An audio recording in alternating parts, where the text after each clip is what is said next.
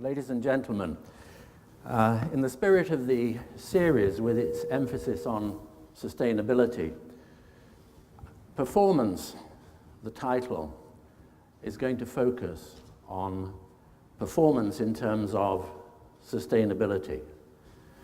But I should emphasize that in my head and every action as an architect, I in truth cannot separate performance in sustainability from performance in the aesthetic dimension. Call that beautiful, call it welcoming, call it human, the social agenda and the economic agenda. For me, it's a total fusion. So I start really with the first time that I stood on this platform, which was in 1959, with a measured drawing which received the silver medal at that time for measured drawing, and the huge sum of £100, which translated backwards was really a very considerable amount of money and did enable me to travel. I broke the convention at Manchester and concentrated on what would be perhaps later called by Bernard Rudolski architecture without architects. I feel there are many lessons from humble, ordinary, wonderfully dignified, simple buildings. But whether it was my interest in the city at the same time, I'm always and still fascinated by the inner story of a building, and not just the building, what lies beneath the surface in terms of a city, an organization, whatever generates the need for a building, or the way in which a building is made. And later, as a student in 1961 in the United States, I became fascinated by another kind of simple barn, the kind of industrialized agricultural buildings here in Kansas, the Great Plains, the Midwest. And artists as visionaries and visionaries as visionaries also fascinate me. I live this work. It's positioned between our bedroom and our bathroom, so I pass it every day. And its inner story is that it's by John Gerard. And its inner story is that Angelo Martinez, this worker, will arrive at this building, open it up. It's filled with oil sticks, and oil sticks are the kind of materials that Richard Serra would use to make his extraordinary black paintings on white paper. And this man is painting with these oil sticks this barn black. And the story behind that is that the agriculture which generates this building and which depends on oil is finite, it's peak production. This will run for 30 years. It's on real time and it's also imaginary time. It's based on a real building, it's in a real landscape, and it runs day and night, 24 hours. And when it's finally black and all the oil sticks are used up, and symbolically, peak oil, then it will expire, and the way of life that goes with it. Now that's a kind of interesting doomsday scenario. And the great energy debate is really quite interesting in some ways, in many ways, because certainly if oil and all the previous predictions have proved to be wrong about when it does peak, but the reality is that more coal and gas is being used than oil. And over the 200-year period since carbon started, going back to 1800, when the carbon to hydrogen ratio was something like 10 to 1, we're seeing a decarbonization even through fossil fuels. And that transfer to, in about 2100, predicted by then from fossil fuels, will be 90% hydrogen because the ratio has moved to 1 to 4.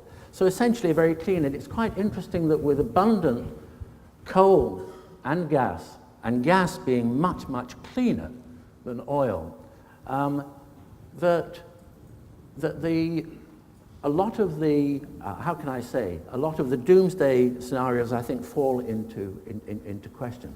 It's an interesting debate, even the question of coal and India's commitment to power and electricity ambitiously for everybody by 2012. At least 2 power stations in June this year received carbon credits from the United Nations to the tune of something like £41 million.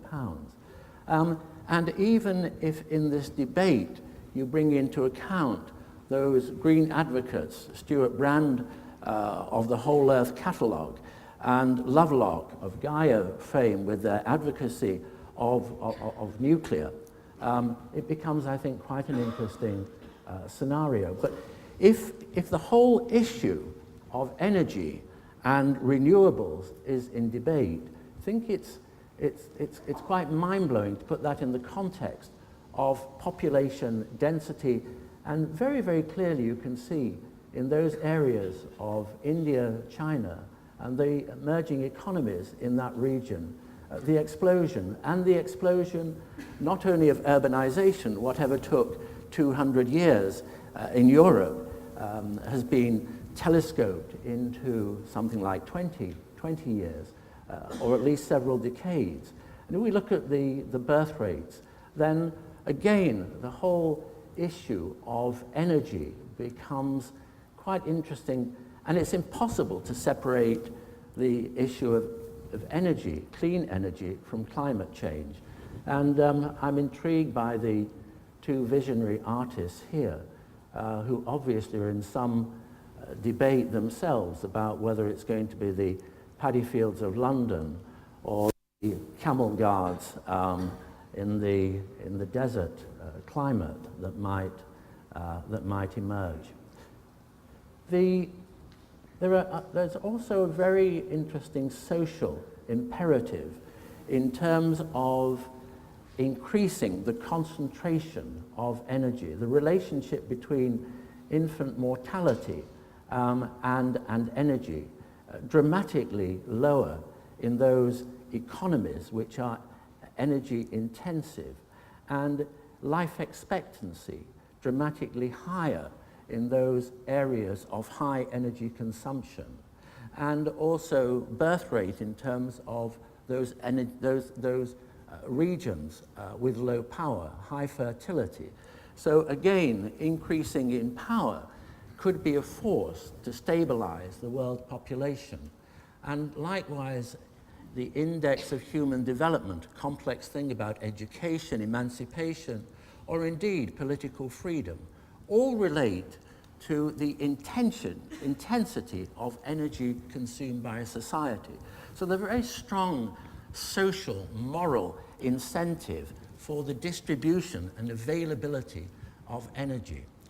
It's interesting that on the diagram that I showed, that renewables are, at this point in time, so small that they don't make an impact on the diagram. But it is interesting to compare the various forms of renewable, taking on the extreme left a meter cube of water, dropping it 400 meters, a meter square of biomass, a meter square of photovoltaics, and a meter square of land occupied by wind turbines. And it is interesting to see that the photovoltaic story, if you had, as a result of the recession or whatever, the investment, the breakthroughs in terms of the efficiency and the economics, then it is far, far ahead of any other form of renewable energy source. And quite interestingly, obviously the wind turbine is a high performer in those offshore locations, in those countries which have the benefit of windy conditions. But in a rural environment or an urban environment, it is quite a relatively poor performer compared with solar panels. That's not in any way to criticize it, although I think there is a whole aspect of visual pollution which is rarely, I think, addressed in that equation. If we looked at the first column of literally dropping water here, a kilometre, to turn a turbine. And in this location in India, to essentially emancipate the young girls who are full-time occupied in the movement of transferring water. Once that electricity is generated, the water is pumped and power becomes available, then they become emancipated, they can be educated, they're at school, and information flows freely. Unfortunately, then a pattern of disenchantment sets in, because through that communication, they become aware that life is richer in all kinds of ways in the city, so it increases that move of urbanization, the transfer to the cities, where the wages are anything from 3 to 10 times as much as in a rural economy. We looked at a project, and I'm just going to put that project on the scale of Hyde Park. It is in a district of Mumbai, and in that imprint, we're looking at 175 hectares, around 1 million estimated. Highest estimate, lowest is over 600,000, and a density of more than 5,000 people to the hectare. If I just go back to that, and you see the yellow fleck there, then that is that part of that suburb. And the ring at the top around the building identifies buildings that were built with the optimistic expectation of rehousing and resettling. And that is this building here. And it's empty. It's not used because the residents prefer where they are, because where they are works in a way that this doesn't work. So in the spirit of exploring in the community and trying to understand how it does work, then here's our team, that's Narinda and Chris, with the locals, and trying to understand what makes this community tick, what are the invisible forces behind the scenes, and why don't those buildings, those other buildings work. And in the course of that, they discover that essentially this is it's a recycling industry in this district, and it recycles 80% of Mumbai's waste, employs 250,000 people, has a huge turnover. And statistically, there is one WC to nearly 1,500 people. There are estimated 15,000 single-room factories. 90% is the black market economy. And by comparison with their rural equivalents, they're very highly paid. And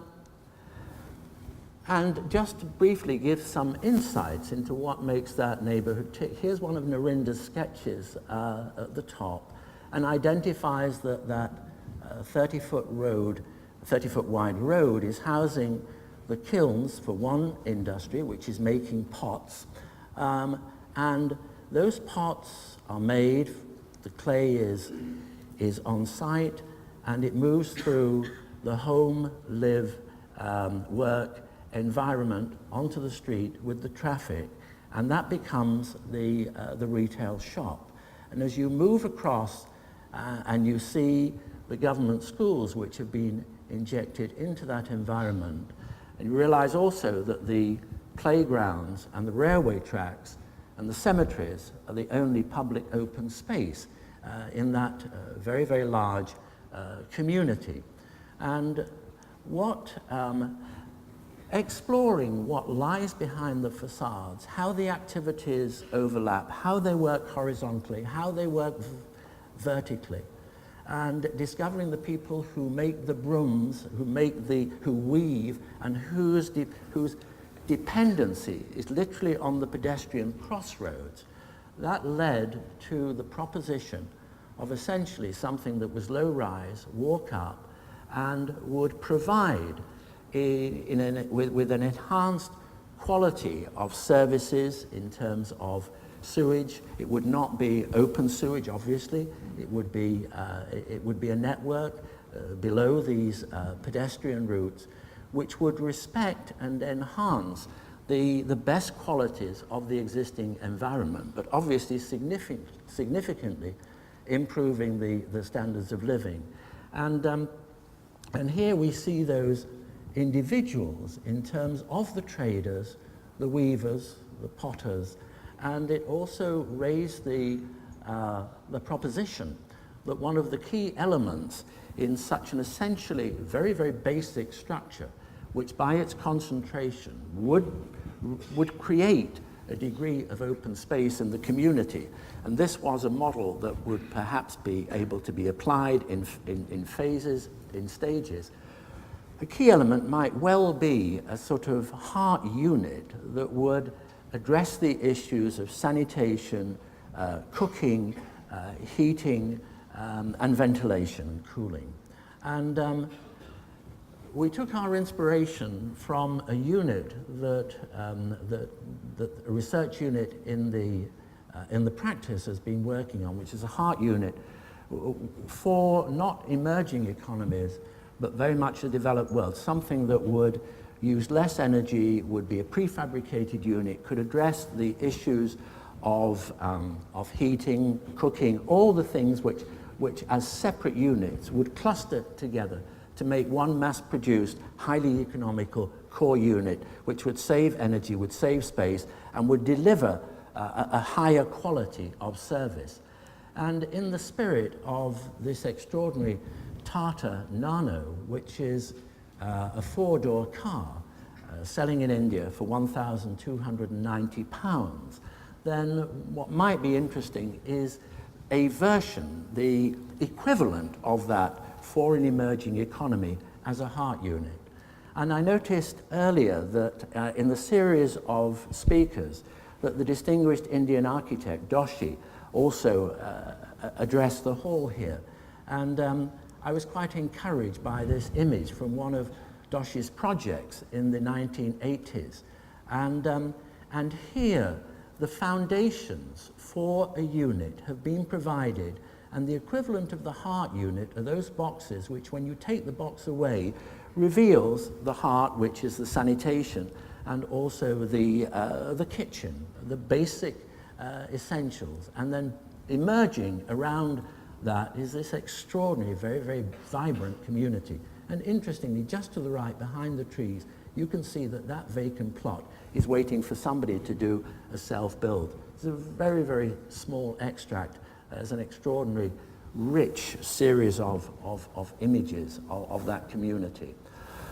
The percentage of the population and the over 2 billion who live in the slums at the moment, and the proportion without sanitation, again, 2.5 billion, or a quarter of the world who don't have access to power as electricity, or even in terms of clean water, 1.1 billion. Adequate shelter is nearly 2 billion. And it's important, I think, to remember that it's only because of that we, in our part of the world, are able to have the quality of life which the World Wildlife Fund would calculate would be in America something like 5 planets, and in Europe 3 planets.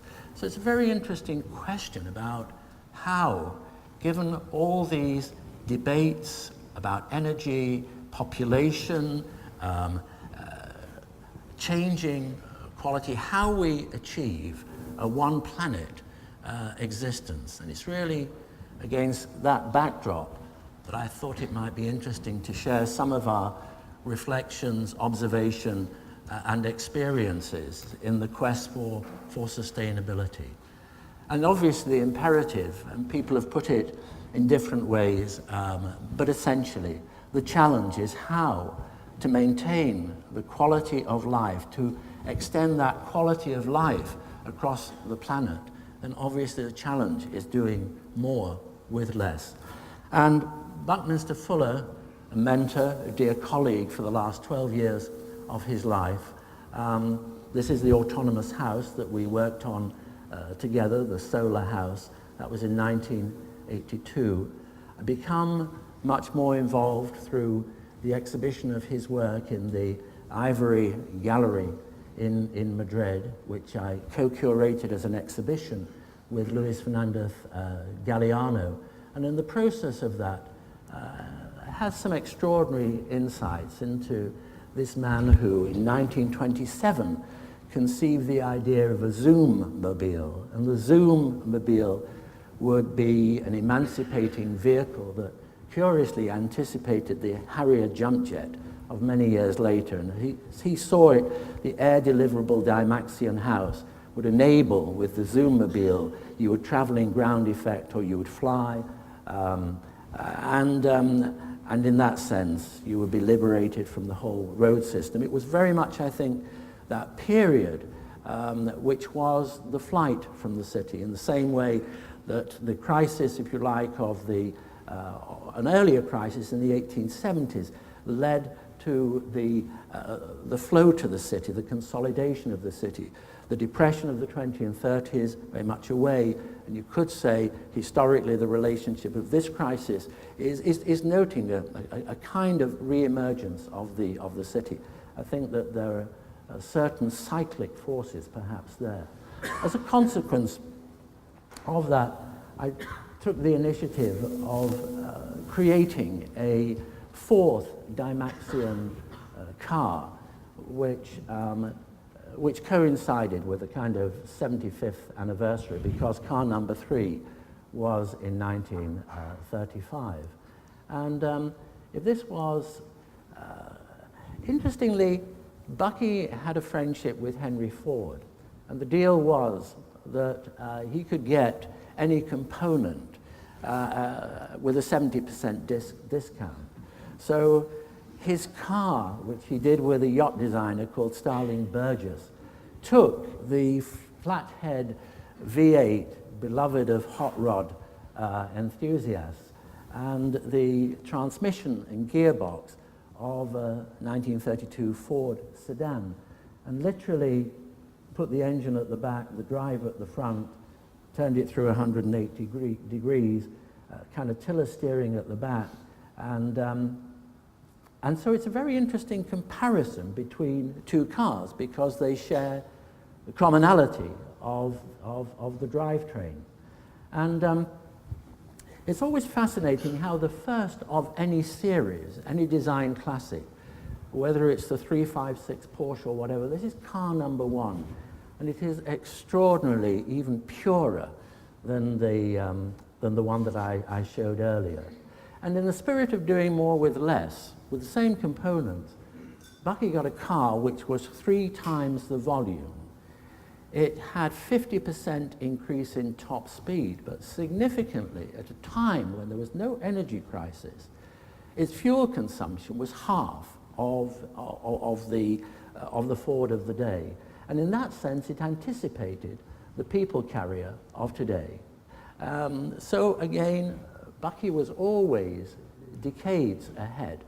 And I remember him talking about the analogy of doing more with less around the great Atlantic cable of the 19th century, and how that compared when the kind of satellite circling the globe, comparing something like 4,200 tons with 2.1 tons of that satellite, and then the familiar iPhone. So you're comparing 8 words a minute with something like 60 million. It's even more dramatic when you look at the computing power not that long ago, 1946, 30 tons. And this, again, the familiar iPad. And incredible comparisons in terms of operations per second, from hundreds to billions. Slightly different story in the world of some of my own more private passions, cycling. The comparison between the Tour de France in 1906, obviously more with less in the sense of lighter, more efficient bicycles, But really that's only accounting, according to one estimate, something like 12% of the difference. 88% of it is much more biological in the sense of techniques and drafting. And once a year, I cycle with colleagues significantly younger than I am, and the only way that I can keep up with them is that I'm in the body of the group behind, and the younger guys are at the front. And the consequence of that is I'm only using something like 2/3 of the energy that those at the front are using. And the same is true of another passion, which is cross-country skiing. And here we see in the Engadine Marathon, that formation is almost like birds migrating. And when the trail of this 42.5-kilometer race goes through a village, again, the way in which those architects without names created the micro-environments in the Engadine village is really fascinating, because the wind evaporates, and it's because of the way in which the houses cluster and the asymmetric routes which work with the elements in the same way that the Engadine house is very special. Thick insulating walls, tiny windows, and then sculpted in to maximize the amount of light which will go into the interior. And again, it's no accident that Le Corbusier loved this area and absorbed it and sketched it. And I think the results in terms of Ronchamp, that connection is very evident. Another passion is flight and aviation. And if you imagine a rising current of air marked by a kind of fluffy white cloud at the top, and the glider thermals, it circles in that. And on one occasion, I remember a huge bird being at the opposite side of the circle and looking at each other and sizing each other up. And I became fascinated by the performance of birds and how you might compare the performance of a bird with a high-performance sailplane. And it is quite interesting, they both use essentially the same techniques, optimizing on the wind, tailwinds, gliding, thermaling, slope soaring, in a way a bird will seek the edge of a wave or the side of a ship to get uplift, flying in formation like the cross-country skiers and the sight, using their innate sense of meteorology to be able to sense the winds aloft. But interesting performance between the high performer of the birds, the albatross, and here you can see quite dramatically at the bottom that for 1 kilometer height, the albatross in still air will be able to cover something like 25 kilometers over the ground, whereas the high-performance sailplane is covering 60 kilometers. And the fuel is the tip there. So the glider and the bird are working with nature and the elements to minimize the amount of fuel for the journey, which in the case of the bird is flapping, and in the case of the glider is the aerotow, which will lift it to a certain height, let go of it, and then the sailplane is off for what, 2,000 miles? I don't know. I mean, the performances are quite remarkable. It is interesting to compare epic journeys by birds and the latest generation of 747s, although they're in the process of being overtaken. But for example, the bar-tailed godwit will fly in one hop from Alaska to New Zealand, a similar distance as the 747 from Tokyo to New York. They will both lumber off the end of their respective runways, laden with fuel. The bird will have consumed more than half its weight in the fat that it's stored up over that journey. Its navigation system will enable it to use its energy to penetrate crosswinds, to find high elevations where it will be able to take tailwinds. In the same way, the 747, with its huge intake of fuel, will be moving up and down in the air depending on the winds aloft and its weight as it consumes the fuel. And there's a very interesting diagram which manages, with great ingenuity, to compare the performance in terms of flight with tiny insects, with birds, and with man-made flying machines. And that as a trend line, as a measure of performance, also quite interestingly can identify other, how would I say, why would something that deviates from that, it would deviate from it if it was a special one-off, like Gossamer Condor, which is a pedaled aircraft and which would fly extremely slowly, kind of one-off. And also away from that trend line of optimum performance would be something like the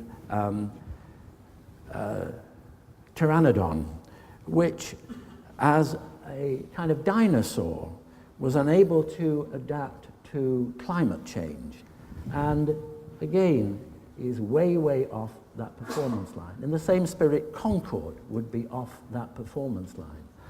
And that led to a curiosity about whether one could look back over a long period of time and find a way of measuring the performance in energy terms of our own projects.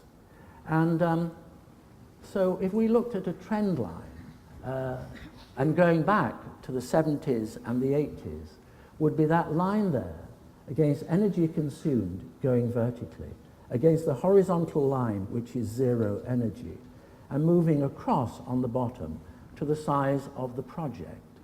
And just being very, very selective for the purpose of this evening, just taking very, very few of the many examples which we have analyzed. And I say we've done it as architects. We've had to develop those facilities, that kind of know-how and the equipment to be able to do this, as I'll show in more detail later. And so if that was current practice in the 70s, and you compare that with good practice for air-conditioned buildings today, then in this scheme of things, where would Willis-Faber fit? And interestingly, in terms of adaptability and going back in time, interestingly, that building was able to accommodate the shift when it came into being from typewriters to a short time afterwards, the whole information technology. And that thing about what lies behind the surface of the building that makes that possible. So if we took Willis-Faber and we took Commerzbank, how do they look? Well, a fantastic performer in terms of the performance line, the trend line of its time. And in that sense, way, way ahead. And interestingly conceived 1973, and so many years later, nearly 40 years later, it is still, despite the technology of its time, it's still a better performer than the performance line of the day. And that is certainly true of Commerzbank. And if we moved away from the world of offices to public buildings and started to look at, for example, the Reichstag with its green agenda and the SAGE, and we look at the performance compared with the lines that define the standards in terms of existing public buildings and new public buildings, again, with energy generated by renewables, fairly outstanding performers. Now, over that period of time, we have evolved our own in-house standards, which are much more design-based. And depending on the relationship with the client, mindful of the fact that the architect is only as good as the architect's advocacy. So obviously, this is critically dependent on a dialogue with the client. On the Reichstag, it was a sympathetic ear, and the whole idea of a renewable energy concept was taken on board. But in our own approach, this far exceeds in its scope any of the standards called BREEAM or LEED or other names. And just looking at a little more at that in depth, the principles are that the environmental gain in terms of that bottom part of the triangle and moving upwards at greater degrees of comfort, that bottom part is about conservation, it's about passive design, it's the primary decisions, whether it's a building or whether it's the design of a city or a neighborhood, about the form, the massing, the orientation, the air movement, the enclosure, the shading, the installation. Moving up is then those other elements of active design, the management, if you like, the way in which the energy can be recycled from waste, the way in which the water can be conserved, treated, purified, the environmental systems, the internal configurations. And finally, it is those elements, and you can see the affinity here with the sailplane, with the albatross. It's working with the elements, it's working with nature, so that the minimum amount of energy is needed to be generated. Ideally, the building or the community will harvest its own energy, but whichever way, it is seeking to minimize that and at the same time minimize it and maximize the level of comfort. The level of comfort, again, in terms of performance. And if we look at our various projects around the world, you can see that based on our own internal criteria, that the accreditation by LEED, BREEAM, and others have followed, as it were, seamlessly from that. It's quite interesting to look at the regulations across the world, this one in terms of energy consumption. And I became aware of the vast differential in standards when I recently was asked to be involved with a prize in Switzerland for energy and architecture and building practice. And it's interesting that the differential between the standards there in terms of energy consumption, even more interesting when we move to this image and we look across the world down to China, Russia, America, and this is about levels of insulation. And the first reaction, of course, is to say, well, those countries at the top, they're Scandinavian, they're the colder countries in the world, and therefore their regulations are going to be more demanding. But that, of course, is not true, because you only give it a moment's contemplation, and you realize that, you know, China and Russia, there are places far, far colder than any of those Scandinavian equivalents. And I spent quite a lot of time on this on this award. I wasn't on the jury, with an independent jury, and there were 6 schemes. This little building on the left is generating 182% of its needs. In other words, it covers its own energy requirements, and there's an 82% surplus energy, enough to drive 3 or 4 electric cars for 12,000 kilometers annually, if you like. The average was 136%. So these are not zero energy buildings. They're actually generating energy and feeding it back. And of course, the relationship between the individual building and the mobility associated with buildings, that's responsible for the 70% or 80%, depending on your source, of energy consumed in terms of mobility, measured, in this case, on this graph, by gasoline consumed. And you can see that the higher the density as you move in my direction, the lower the energy consumed. So Detroit up there, which is sprawling, is consuming a huge amount of energy relative to Copenhagen. In actual fact, it is consuming 10 times the amount of energy, even though it's only half as dense. And Hong Kong, Manhattan at the other end of the scale. So I'll just be touching on some references to those cities.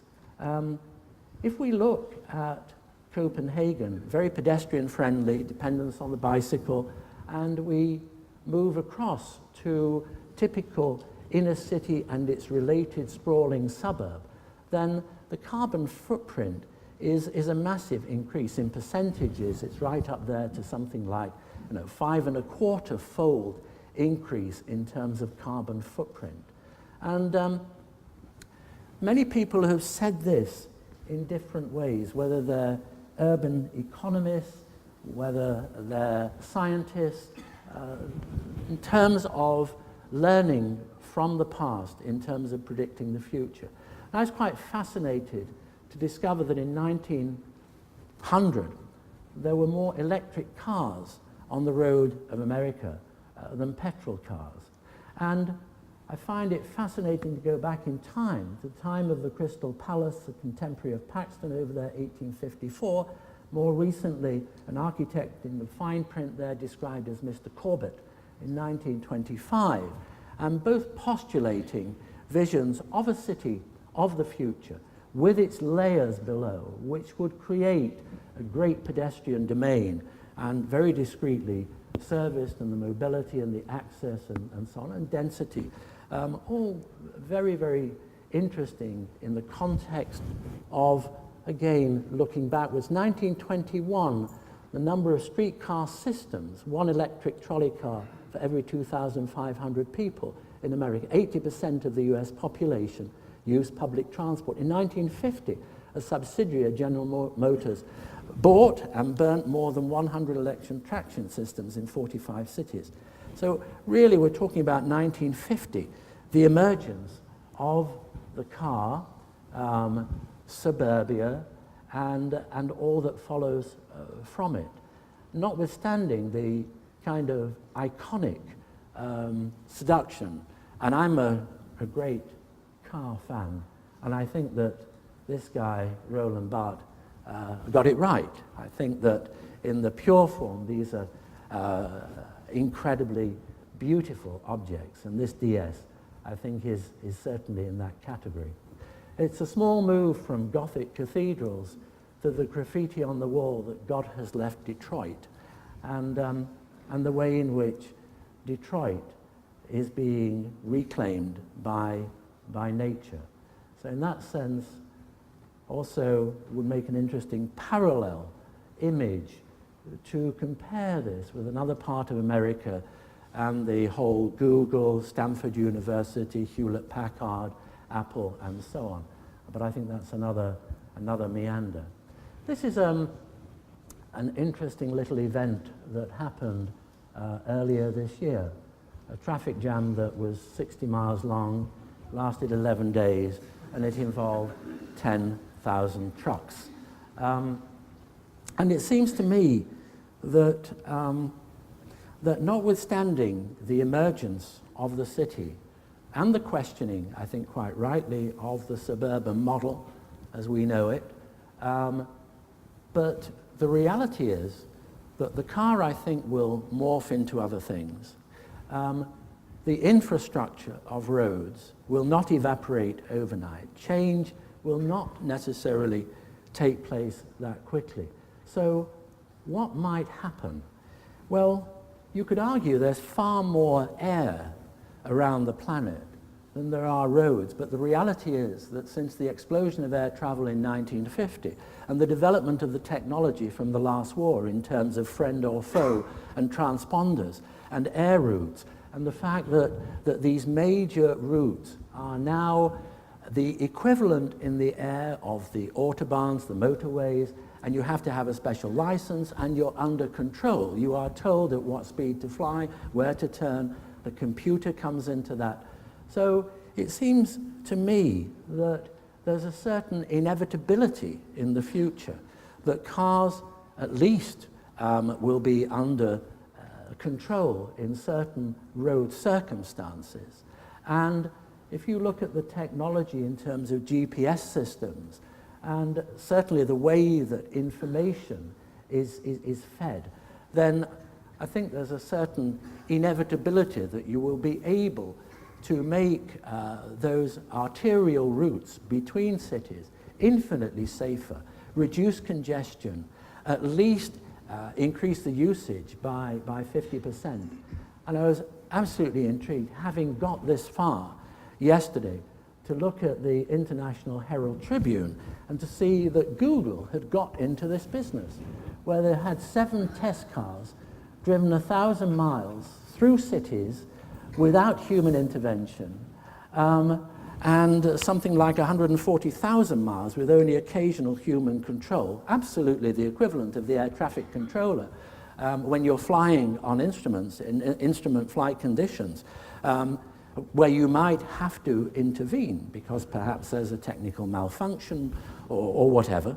And so I find it absolutely fascinating that this is predicted to be a major business in the future. In the spirit of how a lot of these threads might come together, I thought it would be interesting just to look at 2 projects which are, each in their own different ways, zero carbon projects. One is built and one is projected. And the, interestingly, the seeds of both these schemes were set in an earlier project of ours in 1975. And this is almost like a mini Masdar. Has the fertilizer, it collects the rainwater, it desalinates the salt water, it has an anaerobic digester, it manages the waste, it turns the waste into energy. It has all the ingredients anticipated in that master plan for Gomera in the Canary Islands in 1975. And so here, in the context of this very bold infrastructure initiative in Hong Kong, very large site, incredible investment, many, many cultural venues. But the core of the thing, which fascinated me, far, far more beyond the potential for the individual freestanding emblematic buildings, was the actual urban quarter, the way in which you would grow the city of Hong Kong. And in that spirit of dissolving the architecture and the infrastructure, then where would that lead you? How would you analyze the essence of a city like Hong Kong? How could you recreate its DNA? And it was very much derived from a study of creating a main boulevard, a main axis. It was what you saw on red on the previous diagram. Influence here of Nathan Road, and then analyzing Nathan Road in terms of its signage, the retail face, the fields of cars, of people, and analyzing those in terms of quantum and percentage, and then working with those, not in the abstract, but without the buildings, seeing to what extent one could conjecture spines of activity served. In the case, the one on the right is about cars and the movement of the people in yellow flowing upwards into the pedestrian domain above. And again, another visualization. Here the colors are absolutely constant. The purple is the retail frontage, the red are the signs, the yellow is the people. The buildings are not there. And remembering that the traffic is segregated at the lower level. So some of these studies about how you add to a city, how you create a new city, and how you might retrofit an existing city to make it perform better. And here, looking at the layering of the city, the activities which take place one above the other, as well as the physical proportions. And then through that process, that leads to the creation, in this case, of the main artery, the avenue. But the dynamic of Hong Kong is also about the very narrow pedestrian street, very, very intense with a multiplicity of activities. And again, we took this particular street as one reference point, and here's Narinda's drawing, exploring what makes it tick behind the facades. Again, the layering as well as the density of those different fields. And that informing here the final proposition for that infrastructure, and the various stages in which you could reduce the carbon footprint and the creation of a great city park in a very, very dense city, which uses the species which you would find in nature. And again, in this instance, the 5,000 trees are doing their little part in that energy equation by eating up something like 1,350 tons of carbon per annum. And again, very much about the infrastructure. The infrastructure arguably being more important than the individual buildings which it glues together, because that is really about the quality of life in a city, the way that we move around it, the way that we experience those hard and soft spaces and the movement from one to the other. My colleagues can never understand why, when I make the switch from Hong Kong to Masdar, that I always find it important to bring these two friendly creatures in here. Well, there's a kind of rather slightly manipulated rationale behind it. The fact is that the camels have adapted to the desert conditions in the sense that their own temperature can move up and down, unlike humans. So literally, they are cooler than the desert, which is their environment, and they cluster together to improve their immediate environment. And again, if you compare the temperatures, the perceived radiant temperature in the desert there at 66 degrees centigrade, and a bit like the camels, what happened when you couldn't press a switch, when you couldn't have refrigerated air, when you didn't have endless cheap energy to be able to work the air conditioner? How in that world of architecture without architects did you modify the climate? And we've analyzed many traditional desert communities. And if you like, the first move is the orientation, creating the shaded street and a significant reduction in temperature from the desert there. And then courtyards and micro shading, again bringing it down 35, and then with greenery and water through evaporative cooling, reducing the temperature, making it more comfortable, and then eventually moving inside.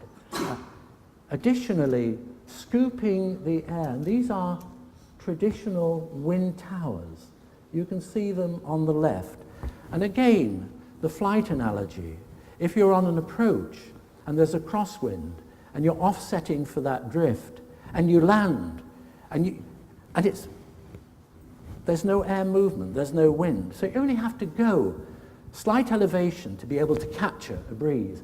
And these are our computer fluid dynamics done in-house, analyzing those traditional devices, hoping to learn enough to be able to recreate that in a new environment as one of the additional weapons to cool and create a more gentle, more higher quality outside environment. And of course, moving in with the insulation and those devices which create privacy and some extraordinarily beautiful traditional interior responses to that. And I guess that takes us to Abu Dhabi and Masdar, where we're looking at something like in the center of Abu Dhabi, with all its black asphalt, is significantly hotter than the desert which surrounds it. And those are very Western responses to that climate. Again, this is a study by our own team, in-house team, where we're trying to evaluate the performance of our buildings and our designs by going back afterwards and actually analyzing on the spot. And here you can see the different surface temperatures which give rise to a radiant temperature. That's what you feel. Notwithstanding the fact that the air temperature is 37 degrees, you feel it more than 10 degrees hotter because of the reflective surfaces and other elements which I'll come to. Now, we're coming to Masdar, and the drawings at the bottom are just a few glimpses, flavors for what the spaces are, and you can see below that podium the lower, rather like Hong Kong, the infrastructure which is serving it, and liberating it to create a pedestrian domain. And it's very much a learning curve from those traditional environments.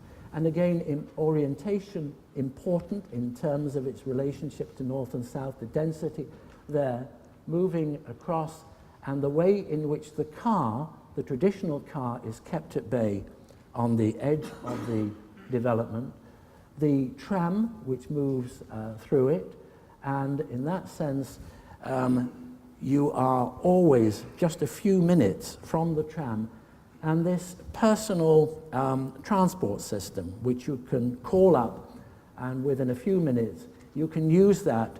It's a kind of cross between a private car and a taxi. You have it to yourself, and it will take you the shortest route to your destination, and that provides the mobility within the development. So here you can see a cross-section, and you can see these small vehicles moving at the lower level. They're robots. They run on a magnetic system.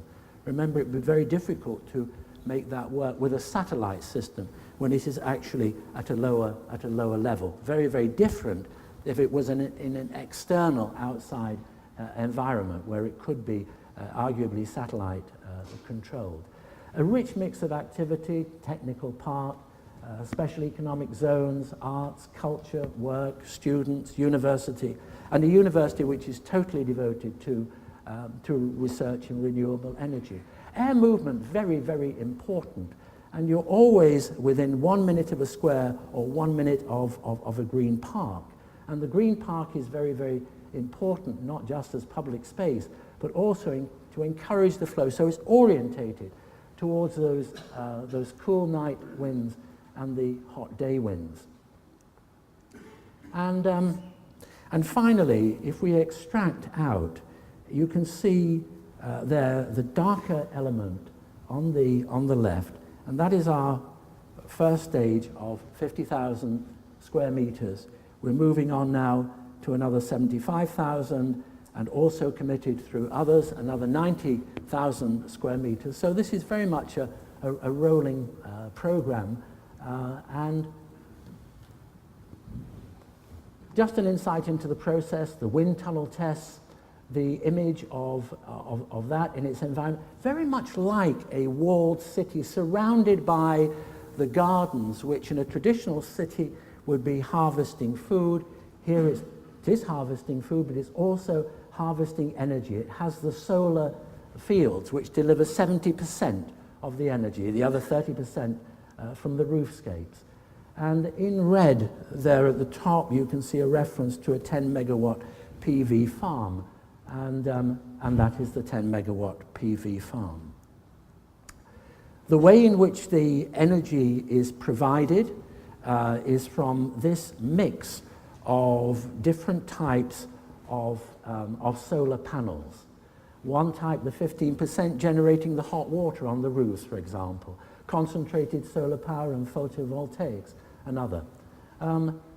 But this is probably as important, if not more important, than the whole of the Masdar project. Here we're looking at 12 pilot research projects, all of which are underway. They're all there, they're all performing, including a geothermal test well, which uses, interestingly, the technology of oil drilling. So because of the knowledge of drilling for oil and the temperatures down there, the expectation is that that will deliver a massive energy boost in terms of cooling by heat exchanging and converting the heat into a cooling capacity. But each one of these projects, a mega project in its own right. I mean, just to take one, the parabolic, the Fresnel one there, which will focus and concentrate the sun's rays onto a tube containing an oil, which will raise its temperature to something like 600 degrees centigrade, and that in turn generating steam, driving a turbine. It's completely cutting-edge experimental technology. And obviously, That's not the thing you can put on top of a roof. You don't want liquids pulsing above you at something like 600 degrees centigrade. So very, very much a learning curve. And here, the residential units of the university in place, informed by the work of an artist, Jean-Marc Castera, who we've been working with, who's an expert on Muslim architecture, geometries, mathematics, and so on. And here, the translation of those traditional patterns into the outer layering, which forms a kind of protective balcony to the student rooms behind. And also experiments in technology in terms of high-performance foils, very much derived from the space program there, and forming very, very beautiful air bubbles, highly insulating by their nature. And this is the enclosure to the laboratories for the Masdar Institute of Science and Technology. Here you can see the laboratories. There you see the way in which you can see the wind tower on the left there, retranslated from the traditional model. Here in a student room you can see the kind of brise soleil and the balcony in between space there. The way in which the rooms work, the manner in which these vehicles, which are there working, the individual trackless vehicles, the halls to the student accommodation, again a slightly higher transition temperature. And so if we look at this which is built, then we look at our kind of rendering of it, and remarkable similarity, of course, below this is the private transportation system. Our own team of environmental analysts have been out there lugging this equipment, checking the performance, checking the temperatures, seeing whether they were up to the predictions, up to the expectations. Are they better, worse? Are they good news, bad news? And here's one of our guys there, sitting in the shade. Symbolically, interestingly, he positions his feet towards the cooling, evaporative water there. And here we can actually measure and we can compare. And it's good news. The perceived temperature in that instance is 1 degree less than the air temperature. Here's another space. And what's the evaluation of that? Even better, the air temperature is 39 degrees. The radiant, the perceived, the felt temperature is 37 degrees. That is a temperature which takes into account the surface temperature, the humidity, the air movement, the surface temperature on one's own body directly. So it's what you feel in the space. And here, this is not a computer rendering. This is the little personal transport, which will take up to 4 people, going along its magnetic track. And interesting to compare it in the center of Abu Dhabi with a car engine, which is running lighter color there, very, very hot, people at 30, 40, comparing 55 degrees centigrade with 37 degrees there. And this is, I think, a very, very telling comparison, because this is measured. So the ground surface temperature in the center of Abu Dhabi is 57 degrees centigrade. It's 33 degrees centigrade. The perceived drop, how you feel it, is dramatic reduction from 52 to 37 degrees centigrade. Here it is at night, the key ingredients, the wind tower, the teaching laboratories, and the residential accommodation. Remember, you can see the podium clearly. Remember, you will never see it like this. This will be embedded in the heart of the city. It'll be surrounded on all sides by other buildings of the development. So where are we? It opens in a few weeks' time. It's developing 100% of its power on site. It's feeding 60% of that power back into the grid. Now, obviously, when this community expands, it will feed less and less back into the grid, because that surplus will also be driving, powering, lighting, generating for parts of the development still to come.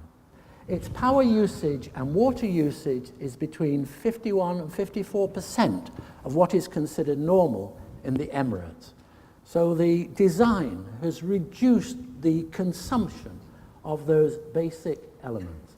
All the sewage and the dry waste is processed on site and recycled. And so far, given the scale of this development, we've been able to treat the water, capture it for irrigation and for sanitation. We're waiting for the final approval so that it will flush the lavatories. That's still to come. But it's all in place, the piping is there. The geothermal pilot projects are progressing. It is, go back, what it's not doing is desalinating its own water yet. And that is because we discovered in the course of this process that the salt levels below the site were many times the salt levels in the nearby ocean. So it makes much more sense in energy terms to process that off-site. So it is work in progress, but I think it's a very, very unusual project, to say the least. And as far as I'm aware, there is no other research in the world at this level on these critical issues. Now, if Bucky conceived the car that I recreated, which was in a way a suburban model, his D45, which was the takeoff point for a car design which we have been working on as a research project for ourselves, is this small urban vehicle, which would be able to coexist alongside those robot vehicles which are currently running underneath Mazda. And a unit in the office, a small film unit, has brought together the proposition of this car, some of the thoughts that I've shared about the degree of automation in terms of very busy routes, and imagined a journey from this car from Dubai to Abu Dhabi. And hopefully, if I press this, the film will start to move.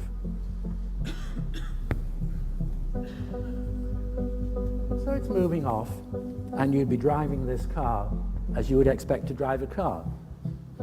You're in control. And you're moving around, you're moving in the direction of Abu Dhabi. And at some point, you're going to go on to autopilot. It's going to become semi-robotic. Of course, it could be feeding the driver information in terms of whether to accelerate, slow down.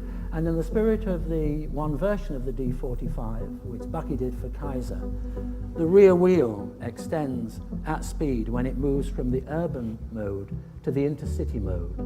And as it enters the city and it slows down and it needs to be much more maneuverable, then it shrinks, it compacts. Here it's going past our central market scheme. Very, very interesting project which seeks to kind of reinvent the souk in modern day terms and replace the traditional, what has become the traditional shopping mall. Back in the car, it's decided that it needs to go to Mazda, so it's programming itself, it's going along the road, it's moved out from the center, and here it's arriving at Mazda, as we can see. Unlike the other car, which is a traditional car, has to go into that blue zone, this is able to change its mode. It's now moving from satellite mode. It's locked into the magnetic system. So it's moving around in that undercroft, and it's coexisting with those existing cars. And it's moving into the induction charging bay, so it automatically charges itself up. This is a real shot. This is not. It's very difficult to tell in this mix which is a computer animation and which is the real thing. Always mindful of the fact that the real thing is there. But of course, at the time that some of this was put together, the real thing was not there. So here we're moving down some of those streets, the shading, the orientation, they're cool, the barriers between inside and outside, the inspiration, the wind tower we saw there, knowledge center, we're moving in the knowledge center here, laboratories, offices, production areas for making new forms of cells, which probably have not even been invented yet, but which will be invented here in the life of the project. There we've had a kind of quick run through, we're pulling out, and we're moving towards the end of this snapshot of flavors of this living experiment.